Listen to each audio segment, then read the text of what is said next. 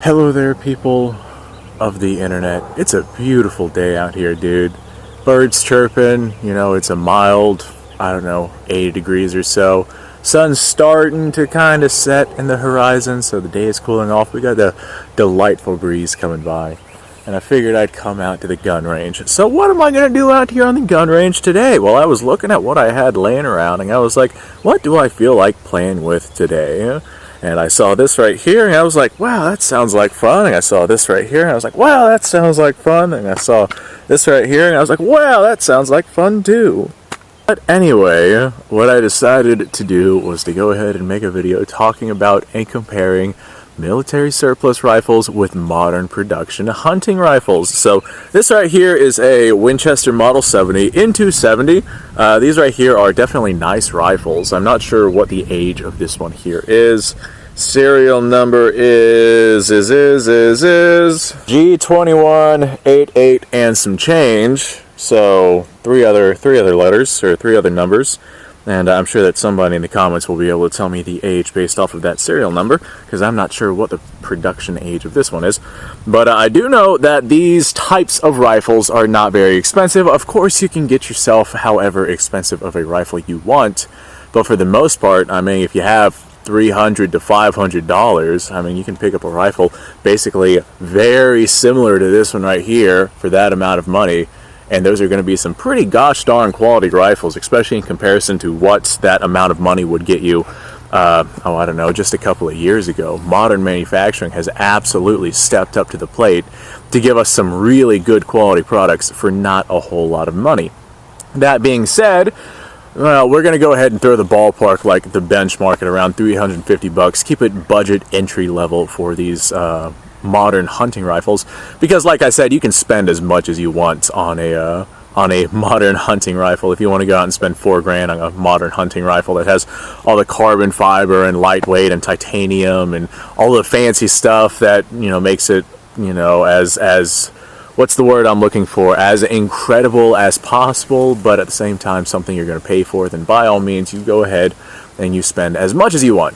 But for the sake of this video, we're going to compare apples to apples, because whenever I say $350 to $500, something like that would get you a military surplus rifle as well. So what would make you want a Milsurp over a modern gun, and what would make you want a modern gun over a Milsurp?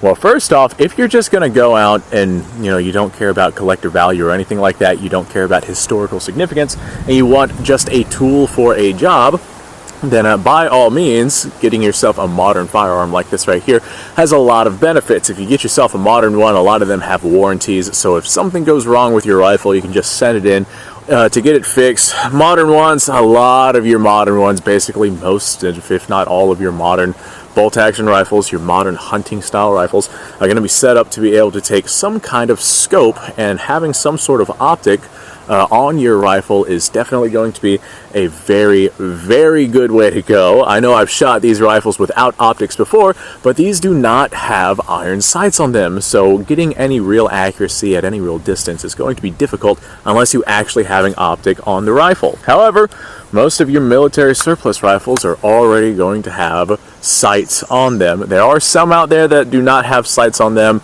but for the most part, a dramatic amount of them are going to have sights directly on them. A lot of your Milsurps, especially if they've been sporterized, are going to have ways to mount scopes on them, but a lot of them are not. For example, this right here is a Turkish Mauser, and there's no way to mount a scope on this thing without drilling and tapping the receiver. And you don't want to do that with collectible military surplus nowadays. That was all right, 5, 6, 7 decades ago, back whenever these rifles were extremely numerous and cheap, but now they're collectible pieces of history, so butchering them is not something that you want to do. If you want to customize a rifle, go out and get yourself something new, and you can customize that thing all day long, do whatever it is that you want with that, versus cutting up something like this. However, if you've already got a Milsurp that is already cut up and customized and turned into a sporterized rifle, like I have several sporterized rifles, and many of them cannot be brought back because the receiver's been drilled and tapped, and the barrel's been cut, and the stock's been cut, and the bolt's been defaced and whatnot, and there's a lot of things that stops me from bringing those rifles back to their original military configuration, which is what you want for collectability purposes. if you already have a, sporterized Milsurp that cannot be saved, then I guess do whatever you want with that one as well, because somebody's already gone through and destroyed that rifle. So customizing, get yourself something new. If you want collectability, that same $350 to $500 will get you a lot of different platforms out there for that amount of money. And a lot of these platforms are very well time tested. There's a reason why these 100-year-old plus guns are still out here and accurate and firing and, being used to this day. They are an extremely good quality of rifle, especially for the amount of money that you pay. And that is probably one of the things that leans towards Milsurps the most. The quality of the rifle that you get is overwhelmingly good in comparison to the amount of money that you pay, simply because it is a sporterized rifle. I said sporterized rifle simply because it is a surplus rifle. Whenever things are surplused out, governments will want to get rid of basically all of their stock, so they'll want to get some money back for all of this used equipment, so they'll sell it off for not a lot of money for the consumer. And as a result, the government gets paid and the consumer walks away with a dirt cheap item. And that's just the name of the game for surplus, or at least that was the case back whenever this stuff was actually being surplus. Nowadays, it's more collectability stuff, but still, the amount of money that you're spending even on modern day surplus rifles is dramatically less than what it would cost to actually make one of these rifles in modern time. The amount of machine work and the type of materials and the amount of labor and man hours and whatnot that went into every individual rifle that was produced and sold off onto the military surplus market, you don't get that kind of commitment to your lower tier hunting rifles. Excuse me, sir, I'm gonna have to ask you to calm down. But you don't get that kind of commitment and work and material with your lower end hunting rifles, which is one of the reasons why the lower amounts of quality control, you are not necessarily all that likely with modern machinery, but definitely way more likely to get a lemon with a lower tier rifle than you will spending more money on a higher tier rifle. However, a Milsurp like this right here, the quality of the rifle is just dramatically better than the amount of money that you spend. If these rifles were to be made nowadays, you would be spending easily 10 times what you would be spending to pick up a surplus rifle, which is one of the main reasons why these rifles are not made nowadays, because the surplus ones are still on the market for significantly cheaper than what it would take to actually produce one of these rifles in the modern day. So quality of rifle, if you're looking for budget stuff, Milsurp. Go the route of Milsurp, because my God, you will not be sorry. As long as it was taken care of over the century of its existence and the barrel wasn't, shot out with corrosive ammo or something like that, then you actually stand a really, really good chance at getting yourself something pretty gosh darn nice that will last you your entire life. For $350, I mean, that's the average American's, paycheck, unless you're doing very well in life. But one paycheck, go out and get yourself a Milsurp rifle, and that will literally last you indefinitely. Now, in terms of the situations that you're going to find yourself in, if all you have is that one rifle, then, if you have yourself a rifle like this, then this right here will definitely serve your purposes for like hunting and whatnot. But I would not want to defend myself with a rifle like this. And a lot of people, they'll be absolutely fine with using a rifle like this for defense, but that's because they're thinking, hey, I'm going to be off in the bushes 300, 400, 500 yards away, popping shots off at some Joe Blow for whatever reason, I guess, whatever reason that guy decided to make that guy a target. And they'll go into some sort of fantasy land of, hey, I won't be anywhere near the situation when the situation unfolds. But I literally had a friend in Central Florida who had that same exact mindset. He had his one hunting rifle, and that was all that he had, because according to him, that was all that he needed.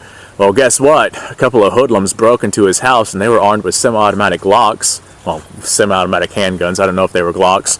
But they were armed with semi-automatics, so of course my friend, he went into his safe, he got his rifle, which was separate from the ammunition. He got the ammunition, he loaded his rifle, and he had an external magazine, so he had, I think it was like 4 shots of .308 inside of that magazine. Put that into the rifle, send one into the chamber, and send a round downrange. And whenever he sent that first round, the intruders got scared and immediately took off. No, they didn't. No, they did not. These hoodlums, well, they have no regard for anyone's life, including their own. So whenever they first received fire from my friend with his bolt-action hunting rifle, they returned fire. They were inside of his house, and they returned fire. So having a 4-shot bolt-action rifle would not be a good idea. I've talked about this story before on the channel. I'm not sure if I've put up a video on it yet, but I've at least recorded one before for the channel. But my friend's lucky that his neighbors showed up because it was in an urban area. And his neighbors were there. They came to the rescue because my friend, he said that he went through his 4 rounds through his bolt-action rifle very, very quickly. And he was over there trying to desperately load another 4 rounds into his magazine so he could load it into the rifle. And that is definitely not a good situation to be in. He said the 3x9 power scope that he had on his rifle was a horrible decision, considering that the hallway he was in was probably about 10 feet. And his living room was probably about another, I don't know, 20 feet or so. I don't know, how big is an average living room? So yeah, the modern hunting rifle for modern home defense, no, absolutely not. You do not want to do something like that. Whereas something like a Milsurp, yeah, you still have the negative aspects of having a bolt-action rifle that has a very limited capacity. However, these right here, if you get yourself a Milsurp that actually does this, these are fed with stripper clips. I don't actually have any stripper clips out here with me, otherwise I would demonstrate that. But all you do is you push, the rounds from the stripper clip into the rifle, and then you have yourself another 5 shots or 10 shots or 4 shots or 6 shots, however many rounds your rifle holds. But you can do that very, very rapidly in comparison to having to pull a hunting rifle's magazine out of the rifle and then single load that magazine, put it back into the rifle, and then you're good to go. Like, that takes significantly more time than just grabbing a stripper clip from your desk, your drawer, your pocket, wherever it is that you have them, shoving that into the rifle, rocking one into the chamber, and now you are good to go. So I've actually got a couple of rounds here. This is Turkish ammo. This is 155 grain projectiles traveling at around 3,000 feet per second, probably a little faster since this is a longer barrel Turkish Mauser that we're going to be firing this from. Ow. Yeet. So there's a round. Alright, so we got ourselves a couple of rounds there, and if I was out of ammunition and I was in some sort of situation inside of my house, I could just grab another stripper clip, push more in there. Well, my follower's stopping me there. Push more in there, close my bolt, and go back to defending my home. My friend said that using a hunting rifle for home defense was the worst mistake he had ever made because things almost got really, really bad for him. And the beauty about Milsurps is there's so many countries out there that made so many different kinds of things. Like if you want 8mm, 8mm Mauser. If you want a 7mm, there's 7mm Mauser. That's a great rifle. 30-06 and 7.62 NATO rifles are also very predominant out there. You can get yourself a nice long rifle like this if you want something that packs a little bit more punch and has some more velocity behind it. Or you can get yourself a nice short lightweight carbine like this right here if you want 6mm or 6.5, or insert your choice of caliber here. Then there's probably a Milsurp out there that you'll be able to go and get to feed your niche, whatever it is you're looking for. I really like this carbine though. It's very lightweight and I'll be taking it hunting this year. Anyway, folks, thanks for watching. I do appreciate your time. Like, subscribe, share. Description below has a link to all sorts of stuff. Go ahead and go check that out. You guys go off, have yourself a fantastic day. I'm probably going to go grab a beer and sit by a fire and enjoy this day. I'll see y'all on the next episode.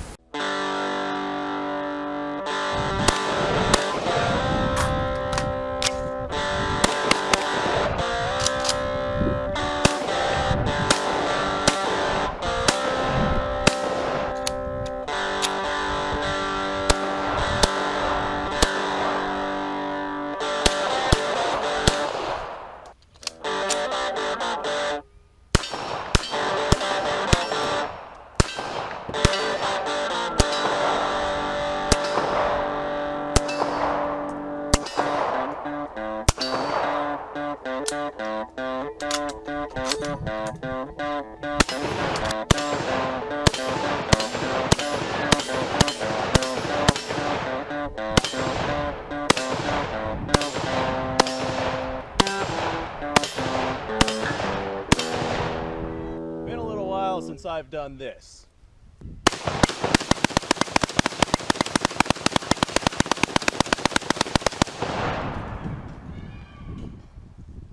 Bonnie and Clyde be damned.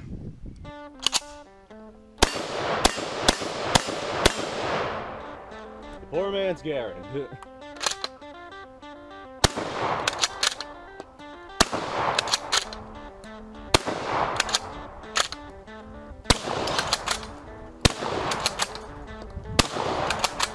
It's a shame that bolt-action shotguns aren't more mainstream.